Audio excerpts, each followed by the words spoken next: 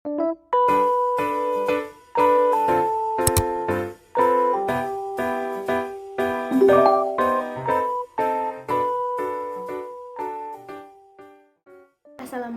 warahmatullahi wabarakatuh.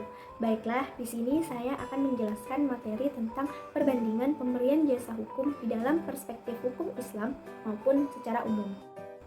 Pada dasarnya, pemberian jasa hukum kepada para pihak yang bersengketa telah berlangsung sejak lama. Dalam catatan sejarah peradilan Islam, praktek pemberian hukum telah dikenal sejak zaman pra-Islam.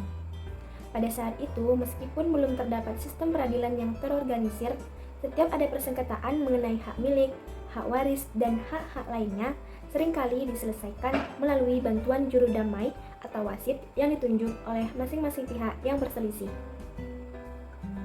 Pada masa pra-Islam, pemberian bantuan jasa hukum itu harus memenuhi beberapa kualifikasi. Di antaranya, syarat yang penting bagi mereka adalah harus cakap dan memiliki kekuatan supranatural dan adikodatif. Atas dasar persyaratan tadi, pada umumnya pemberian jasa hukum itu terdiri atas ahli nujum. Karena itu, dalam pemeriksaan dan penyelesaian sengketa, di kalangan mereka lebih banyak menggunakan kekuatan filsafat daripada menghadirkan alat-alat bukti. Nah, seperti saksi atau pengakuan. Dalam perkembangannya, pemberian jasa hukum pra-Islam yang terjadi di Arab, khususnya di Mekah, memberikan inspirasi kepada pemberian jasa hukum sesudah agama Islam menjadi agama resmi di daratan negara Arab. Sedangkan di dalam sejarah lainnya, pemberian jasa bantuan hukum telah dilaksanakan oleh masyarakat barat sejak zaman Romawi, yang dimana pada waktu itu pemberian jasa hukum didasarkan pada nilai-nilai moral dan lebih dianggap sebagai suatu pekerjaan yang mulia, khususnya untuk menolong orang-orang tanpa mengharapkan dan atau menerima imbalan atau honorarium. Setelah meletusnya revolusi Perancis, pemberian jasa hukum kemudian mulai menjadi bagian dari kegiatan hukum atau kegiatan yuridis dengan mulai lebih menekankan pada hak yang sama bagi warga masyarakat untuk mempertahankan kepentingan-kepentingan di muka pengadilan, dan hingga awal abad ke-20 bantuan hukum ini lebih banyak dianggap sebagai pekerjaan yang memberi jasa di bidang hukum tanpa suatu imbalan. Di Indonesia, bantuan hukum sebagai suatu legal institution atau lembaga hukum semula tidak dikenal dalam sistem hukum tradisional. Bantuan hukum baru dikenal di Indonesia sejak masuknya atau diberlakukannya sistem hukum barat di Indonesia. Bermula pada tahun 1848 ketika di negeri Belanda terjadi perubahan besar dalam sejarah hukumnya.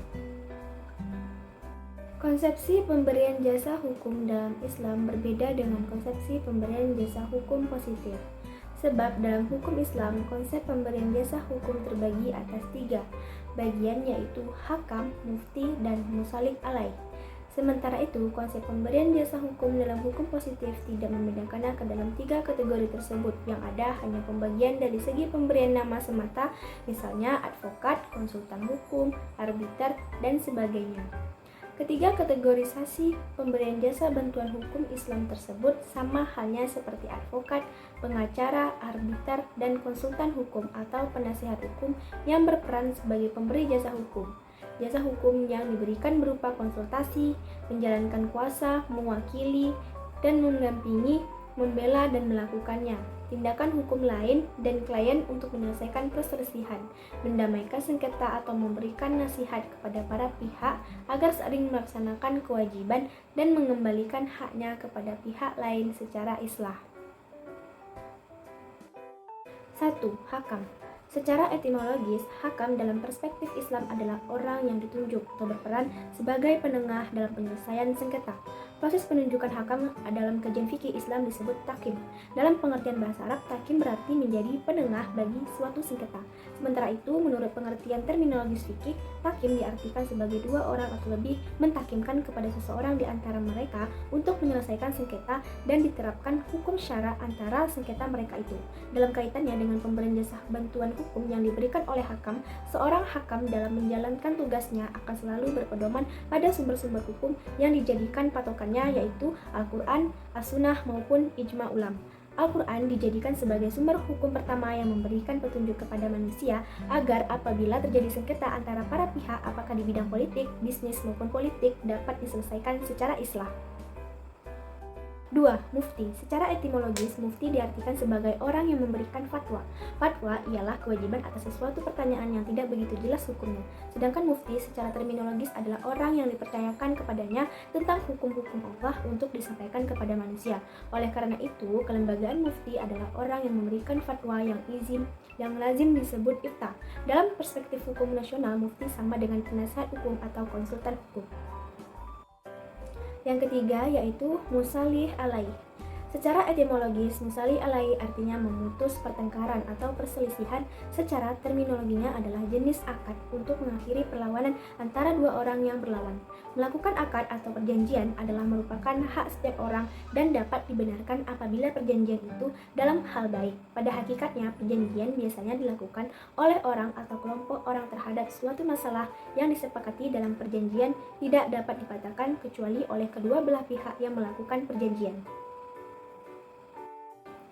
Sementara di Indonesia sendiri berkembang konsep hukum lain yang tidak jauh berbeda dengan konsep-konsep yang lain.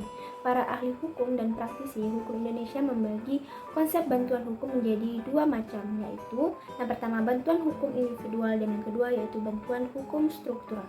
Pertama, bantuan hukum individual merupakan pemberian bantuan hukum kepada masyarakat yang tidak mampu dalam bentuk pendampingan oleh advokat atau pengacara dalam proses penyelesaian sengketa yang dihadapi, baik penyelesaian sengketa dalam pengadilan maupun penyelesaian sengketa lain di luar peradilan seperti arbitrase. Semata-mata dalam rangka menjamin pemerataan pelayanan hukum kepada seluruh lapisan masyarakat. Kedua, dalam bantuan hukum struktural, segala aksi atau kegiatan yang dilakukan tidak semata-mata ditujukan untuk membela kepentingan atau hak hukum masyarakat yang tidak mampu dalam proses peradilan. Yang lebih luas lagi, bantuan hukum struktural ini bertujuan untuk menumbuhkan kesadaran dan pengertian masyarakat akan pentingnya hukum.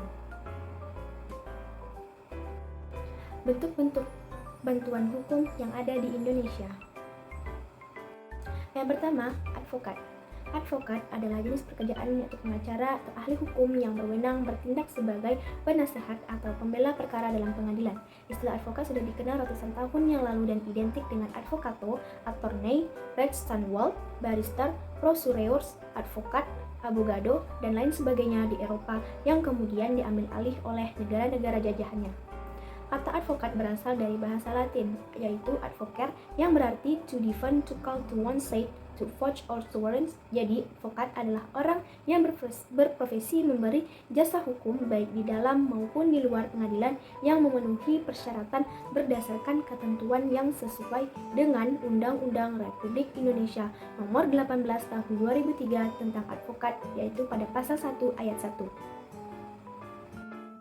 Yang kedua yaitu konsultan hukum.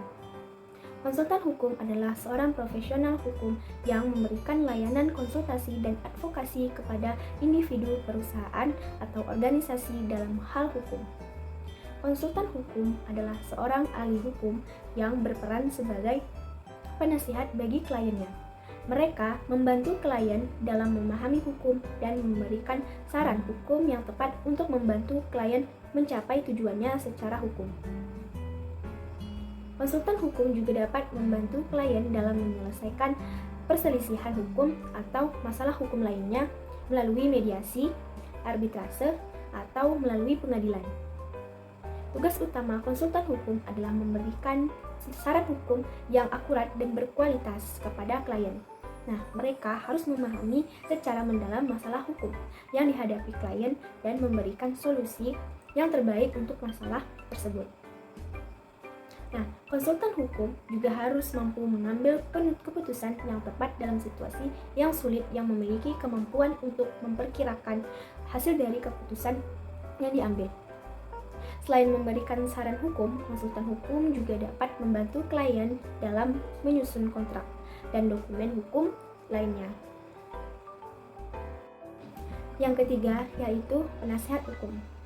Penasihat hukum atau solicitor dapat diartikan sebagai orang yang bertindak dalam memberikan nasihat-nasihat dan pendapat hukum terhadap suatu tindakan atau perbuatan hukum yang akan dan yang telah dilakukan oleh kliennya atau disebut dengan non-litigation.